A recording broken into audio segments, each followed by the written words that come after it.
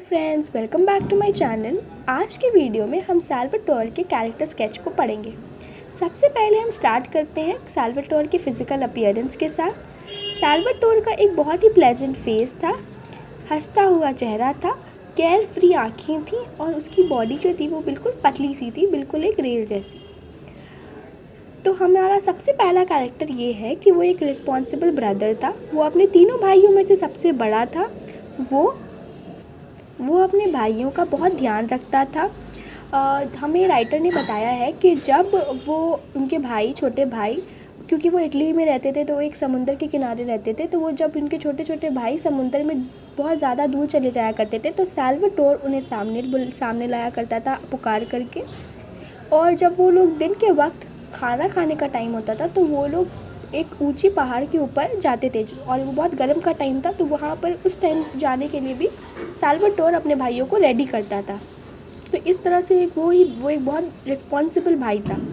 दूसरा है कि वो एक बहुत इमोशनल लड़का था। जब उसे नेवी में जाना होता है काम करने के लिए तब वो बहुत रोता है, क्योंकि उसे अकेले रहने की आदत नहीं थी। तो वो बहुत रोता है अपनी माँ से बिछड़ने के बाद। माँ बाप, अपनी लड़की, वो लड़की जिससे वो बहुत प्यार करता था, उससे बिछड़ने के वक्त वो बहुत रोता है।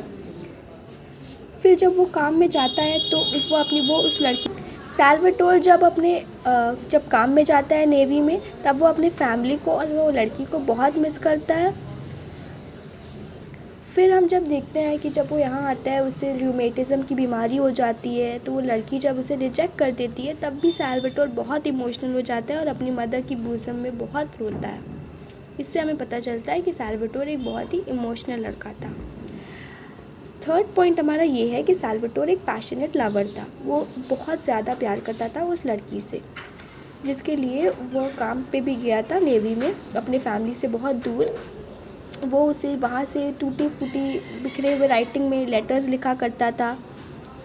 यहाँ तक कि ये जानने के बाद भी कि उसे रूमेटिज़म हो गया है, वो सैड नहीं हुआ, बल्कि वो बहुत खुश था, क्योंकि उसे उस लड़की से मिलने का मौका मिल जाएगा अब बहुत जल्द।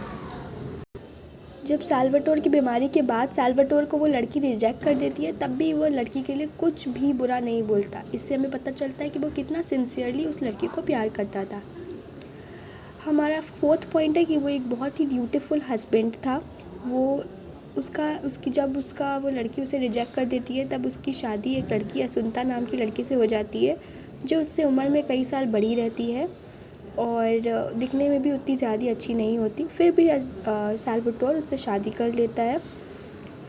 वो अपना पास्ट कभी भी उसके प्यार के बीच में नहीं आता। वो उस लड़की को बहुत ही रिस्पेक्टफुली और अच्छे से ट्रीट करता है। वो हमेशा उसे खुश रखता है और बहुत मेहनत करता है। इवन दो उसे रूमेटिज़म जैसी ख़राब बीमारी हो जाती है, फिर भी वो बहुत काम करता है और अपने हस्बैंड और अपनी बीवी और बच्चे को बहुत खुश रखता है। पांचवा पॉइंट है कि वो एक बहुत ही लविंग फादर रहता है। वो अपने बच्चों के साथ बहुत टाइम स्पेंड करता है। उसके 2 छोटे बच्चे रहते हैं। वो अपने बच्चों के पालन पोषण में भी इक्वल ध्यान देता है अपनी बीवी के साथ, उन्हें नहलाता है। और दो उसका हाथ काम कर कर के बहुत रफ हो जाता है, फिर भी वो उसे बहुत नाजुक से नहलाता है और उनका ध्यान रखता है। लास्ट हमारा पॉइंट ये है कि उसके पास बहुत सारी गुडनेस होती है, बहुत सारी, शुरू से लेके एंड तक सिर्फ गुडनेस ही गुडनेस उसके अंदर हमें मिलती है। वो एक ऑर्डिनरी फिशरमैन होता है, फिर भी उसके अंदर जो सिर्फ एक अलग क्वालिटी होती है वो होती है गुडनेस की क्वालिटी, जो उसे ऑर्डिनरी से एक एक्स्ट्रा ऑर्डिनरी इंसान बनाता है। वो कभी भी, यहाँ तक कि जब वो लड़की को वो इतना प्यार करता था, जब वो लड़की उसका दिल तोड़ देती है, फिर भी उस लड़की के लिए वो कभी भी कुछ बुरा नहीं बोलता। वो हमेशा उसके डिसीजन को रिस्पेक्ट करता है।